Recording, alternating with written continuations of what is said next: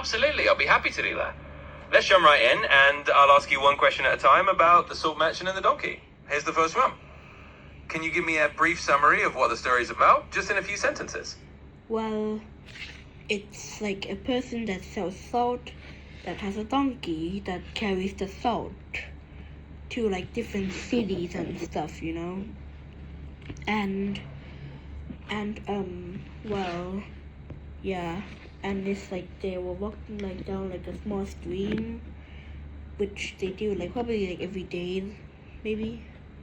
And the donkey just tripped over a rock in the stream, and the donkey had like a hard time going up. So the salt merchant must help, and the donkey realized that his back was lighter than usual. So now every time the salt merchant sells salt, the donkey would just pretend to lie down on the water every single time, just to make the load more lighter.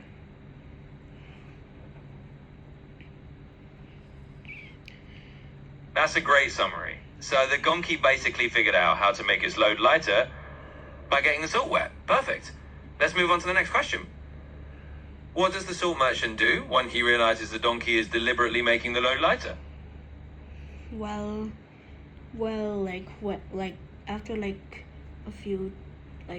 after the salt merchant realized that the donkey is doing it on purpose, where the salt merchant put this thing, it's called like a kapok or something. It's like a kapot, I think. Well, in the story it says it makes when copper is wet, it becomes heavier, and also the salt machine makes the copper the dry ones equally the same weight as the salt, so the donkey wouldn't really realize anything until the donkey just do what he always do, laying down in the water. So yeah.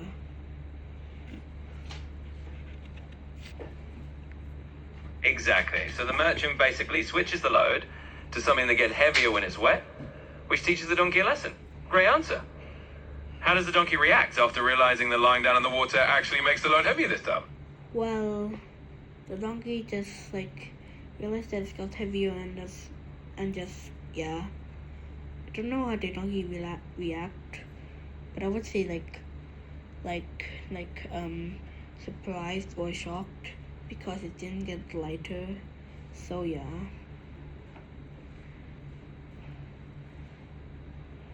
Absolutely, that makes sense. The donkey would probably be pretty surprised and realize that his little trick backfired. So it's kind of a moment of shock for the donkey. Question 4. What's the moral or lesson that the story is trying to teach through this whole situation with the merchant and the donkey?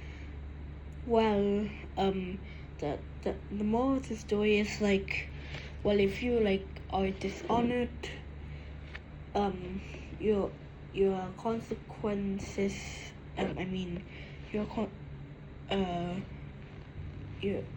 your actions will be consequences, I think. I don't really know how to pronounce that sentence, so yeah.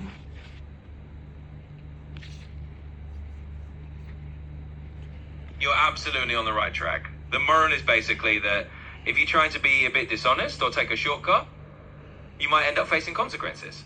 In other words, trying to trick someone or avoid your responsibilities might lead to a situation where you have to deal with an even bigger problem. So yeah, it's about honesty and facing the consequences of trying to be tricky. Great job. Okay, so next question.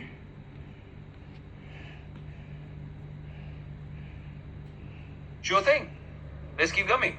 Question 5. How do you think the salt merchant felt when he realized the donkey was tricking him? Well, I would say because the salt merchant is a human and humans are smart, the salt merchant knew what he must do, putting something that makes things heavier when wet. I think it's called a kapok or something, but I don't really know. So yeah.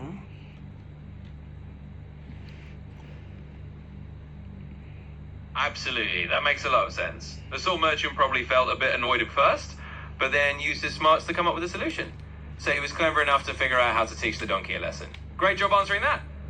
Question 6. Do you think the donkey learned its lesson in the end? And why or why not? Well, I think yes, because yeah.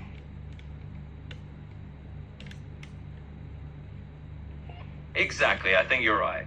The donkey probably did learn its lesson, because once it realized that his trick just made things harder, it wouldn't want to try that again. So the story shows that the donkey learned not to be tricky in that way anymore. Great, let's keep going. Okay, so next question.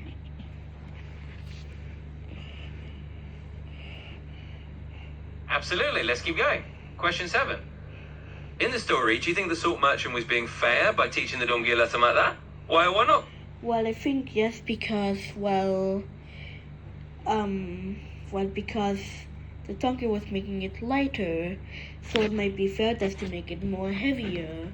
Since the donkey made it lighter, because the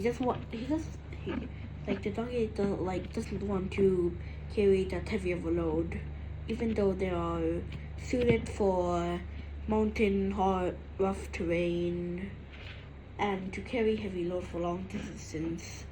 So the donkey just was tired of doing his job, so the donkey decided, why not make it lighter instead of carrying heavy loads. So the donkey just make it lighter every single time when the donkey discovers the salt can dissolve in the water, which is a shocking discovery of donkey kind. And since the salt merchant knew after maybe every single moment of selling, well, salt merchant just put something that was heavier if wet. So yeah, I think it's fair.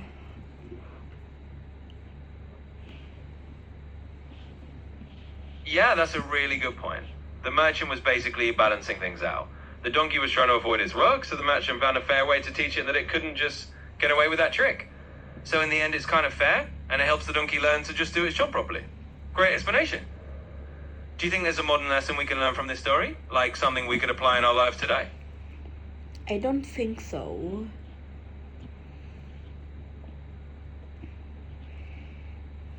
That's totally okay. Not every old story has to have a direct modern lesson for everyone. Sometimes it's just a fun tale or something to think about. And if you don't feel it applies to today, that's totally fine. It's still a neat story to know. Let's move on to the next question then. Okay, so next question.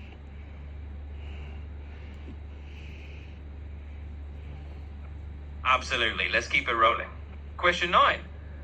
If you were the donkey in the story, do you think you would have tried to do something differently after the first time? Or would you have done the same thing the donkey did? Well, I would say I would do most of the time. Sometimes I would just fell in the water, and sometimes I will don't. So yeah.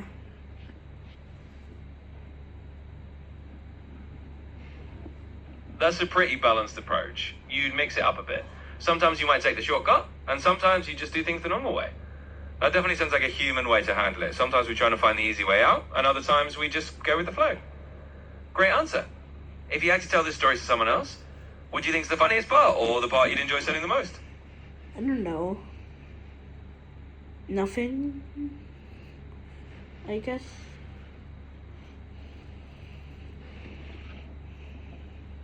That's totally fine. Sometimes a story is just a story, and you don't have a favorite part, and that's okay. It can just be something interesting to share as a whole. All right, let's move on to the next question. Okay, so next question.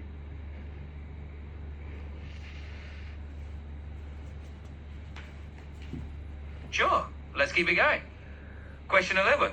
If you could change one thing about the story to make it more interesting or more fun for you, what would you change? Well,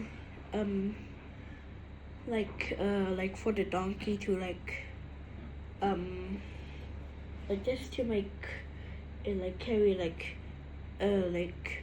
like maybe like 2 extra bags of the things that when wet it gets heavier, and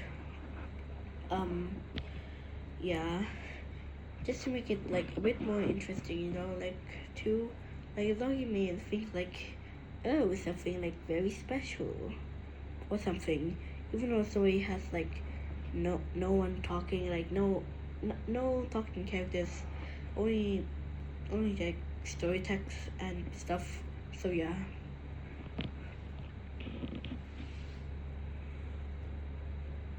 I love that idea. Adding a little twist like that definitely makes it more interesting. It's like the donkey might suddenly think, wait, why is this even heavier than before? And it adds a bit of fun or surprise to the story. And even if no one's talking, just that little change can make it more entertaining. Great suggestion. Overall, do you think this kind of fable is still fun to read? Or do you prefer more modern stories? I would say I do like it. So yeah.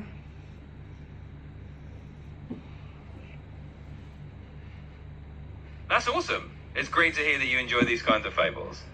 They definitely have a timeless charm, and it's fun to see how these old stories still have something interesting to offer. Thanks for going through all those questions with me. It was a lot of fun.